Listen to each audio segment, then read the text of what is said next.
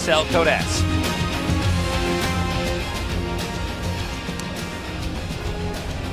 In the bottom left starting location, in the blue, he is Samsung Galaxy Can Deer.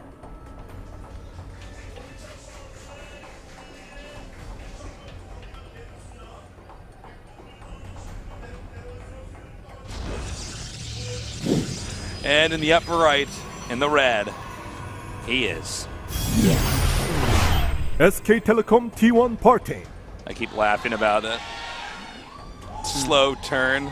Or just if he was a pro gamer, the camera was on him. He would slowly turn and just look into the camera. You got it when it's this long. It's like the only way to really show how long it's on is like very slowly turning your head and staring into the camera deliberately. All right. Just wait a little bit, see what these guys are up to. No early gates, so it'll probably be a little bit before anything too exciting does occur. Really, I can't get over how great that last game was. Just awesome, awesome game. Pretty action-packed, too. These are two of the best microers in the planet. Yeah, sure, They're certainly. really good. I'd say Parting just, his control is second to none. He's just... I was surprised at how comfortable he was still harassing with those stalkers. Yeah, he's really... I thought that was just going to end, and he keeps getting in there and actually shaving off a few probes here and there. Sometimes, in some games when you got Blink Stalkers, you just have the rhythm. You just know where their units are, and you're moving in and out, and you're just picking off everything.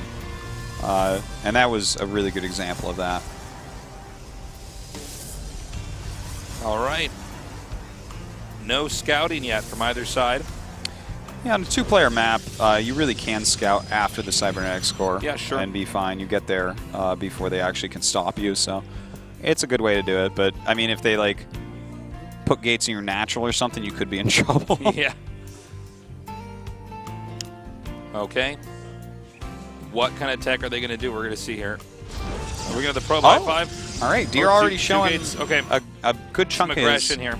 Yeah, like from a 2-gate opener like this, generally you'll do a 3-stalker rush and kind of control the map a little bit, put some pressure on. And normally you'll go into Twilight, but you can go into Stargate. I would say if you see like a Nexus being taken right away, the Stargate could be a good choice.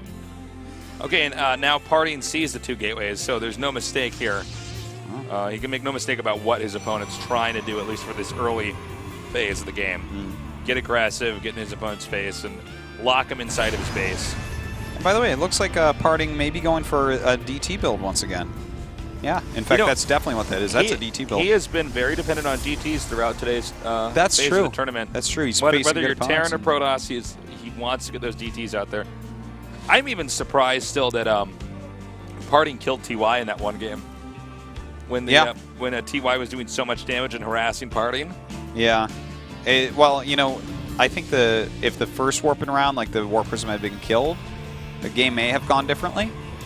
But when he kept warping him in, it got out of control over time. So we're gonna have 3 gates now here from Deer, and there's the DT tech. This is a really strong move from Deer, but if he doesn't throw up a Robo, you know, reasonably soon, he will be in a lot of trouble. And actually, he throws up the Stargate, so this could go either way. Yeah. This is like against, let's say, oh, don't want to lose that. Okay, I would say if this was going to be an expand, in fact, he got the probe to go down and he wanted to expand, this build would absolutely kill a fast Nexus. For sure it would kill it. But okay, he's going to come up here now. Does he see the DT tech? It's pretty well tucked away. Yeah. He's just out of vision. I don't think there's any chance he's going to be going up to that top location. The Dark Shrine over halfway finished. Yeah, he's not sure what it is. He has Stalkers waiting at home. But, I mean, it's pretty clear for sure that Parting has neglected getting an army for the most part. Yeah, he should know. To do something here. Like, the fact that he sees 1 sentry and the Nexus wasn't up yet. Like, normally Parting will make 2 sentries when he's taking an expand. Yeah, Deer is like, something is fishy here. The DTs are warping in now. And that Oracle is nearing completion here. Yeah, 1 DT warping in up here to actually chase him out. Okay, so he sees it now. And actually warped in 3 Zealots here. Why? Okay. I think he didn't see it for a second there. It must have been. Okay, so this Oracle's almost out. It's almost out. Might still get a good amount of probe kills. 3, 4. Okay, so 4 probe kills, some lost probe mining time, and he chased the attack out. So it's 18 probes to 24. Yeah, that's a lead for Parting right there, even though, you know, we have Blink for Deer and Detection. But, oh wait, Parting never got his Robo, did he? No, I don't believe so. He's not going to get a Nexus. Yeah, that's... Oh. And Deer's going to need his Robo now, but Parting doesn't have his. And yeah. I think this is actually a very straightforward loss for Parting. I think this Arby just comes out here. I think he kills the Nexus for sure. I think he might even get further along than that. I mean, he's going to hit this maybe Nexus here. Yeah, I mean, his army's definitely much better, but if Parting can stall for a little bit, he's going to have Blink. That's why he skipped the Robos, because he wants to just fight this with Blink, which is actually, like, it can be done. Like, if he gets a Stalker advantage at any point, then, like, look, he's tied in Stalkers right now, and now he's in advantage of 1, so he's actually okay. Because, like, you can make it so the Zealots and Mothership Core and stuff never touch you. So... Still getting that quicker Nexus. Really good game once again here. Okay, and oh my god, he's going to get the Mothership Core! Nice save there. Ooh, but barely. It doesn't have the energy, or at least as much as before. So it's back here at home. We have a force field up. Oh, this is cute. It's DT running around now. This is the Yakety Sax music right there. Yeah. And Parting's going to come up here right at the bottom of the ramp. He's got to be careful. You do not want to lose a single Stalker here. It is such a volatile phase of the matchup when neither player has a Nexus up and running at their second. Certainly. Like, very light contain going on right now by Parting, but he's got to be careful, because if there's one more Stalker and he comes down and gets a good volley off and blinks forward and chases you down, you're in trouble. Nicely then snipes a Stalker despite the presence of that Immortal Actually, there. he killed... Oh, wait, no. Oh, my God, he got it. Really nicely done. People are going nuts down here in the audience, by the way. As they should be. This is a really great game to decide absolutely. at Tasteless. Whoa, whoa, whoa. Overstepping there. Deer continuing to move up now. And Deer's Nexus starts much later. I believe we're having the probes transferred now to Parting's. Exactly. That's started rough. when Parting's finished. And Parting's actually up by 4 probes as well. So, you know, if Deer had somehow been ahead in probes, that would have made this not as bad. But this is really, really good for Parting. Yeah. He's even making Immortals right now, just in case. Yeah, he's trying to target down these Immortals, but he really overextended himself there. Yeah. That was not enough damage on the Immortal for it to be worthwhile. No, it wasn't.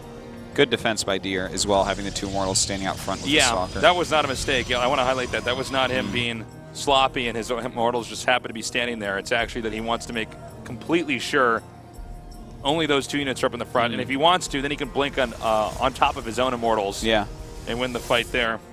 Now, will Parting actually make a Warp Prism? Because he has 2 Immortals, I believe, right now. Oh, wait, no, he only has 1. I'm sorry. Never mind. Because I would love to see some Immortal harassment. That would be, like, insanity against this, because we don't have anything from Deer that would counter that well right now. I guess he could make a Phoenix, but, yeah. Well, he could make a Phoenix. I would shut down pretty quickly. Once again, Parting having to back off here. It is Parting with an 80 supply in the lead right now compared to the 63 here for Deer. Deer is getting his Templar Archives now. Well, that's a bit sooner than I was expecting to see it. That is a very quick Templar Archives. He's also getting a Warp Prism. He could be going for like a Storm Drop type of play here. Yeah, that might not hurt. I mean, they're at the point in time where neither player can really attack the other one. Yeah. Maybe you get a Storm Drop, you just fly in there. Oh, I mean, who knows? You could kill like a dozen probes and then just fly back out. Yeah. And try to win from there. And I think that's exactly what it's going to be. It's a Storm Drop. Probably be Chrono boosting Storm. He has to get this to hit pretty quickly here. If he wants it to work. Yeah, it's a little bit scary because he's definitely down in supply, but when you go for something like a Storm Drop, when you're really focusing on killing their probes, you're going to just be making Archon Zealot behind it. And you're going to try to just get more supply than your opponent, whereas he should have more quality units. That's generally like how you're going to win with a strat like this. Like, he's going to still have a lot of Immortals or something, which aren't going to be as valuable in a big engagement in the center where he has to push out because you killed all his probes. But the thing is, we have actually Parting like really focusing heavily on just unit production right here. This isn't like Colossus tech or anything too techy. He's not making a bunch of Immortals or anything. He has a good amount of Blink Stalkers. This very well may backfire for Deer, especially right now since we actually have these Stalkers coming up. Worst possible scenario here man. for Deer. And did he get? Okay, I thought he wasn't going to blink for a second. He gets that. Oh. Deer is so incredibly behind. It's like so bad now. His whole strategy was hinged on that Storm drop. His entire strategy. He researched Storm. He didn't even get to do it. He's down by 30 army supply. Another Nexus now being acquired by Parting. Yeah. Deer is going to stick with the Zealot Archon. Now, remember, guys, we've seen PvPs before where, there's one bad engagement and it does fall apart, but that's usually with Colossi involved. This is really... that army can't take a good engagement. That is a weak army. Well, he's going to try to hide here behind this, but that's actually fine. If I'm Parting, I don't even care about that because I have a third base I'm making, and you're still stuck. And look, he's even going out for a Side Storm drop again. I think he realizes that he has no chance if Parting actually attacks him with or without those storms. Okay, he's going for the gates over here at the entrance.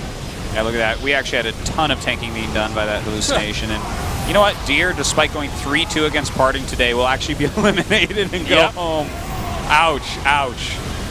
He is just doing too much damage now. The Stalker's blinking up on the high ground. Nicely done, taking out the Mothership Core.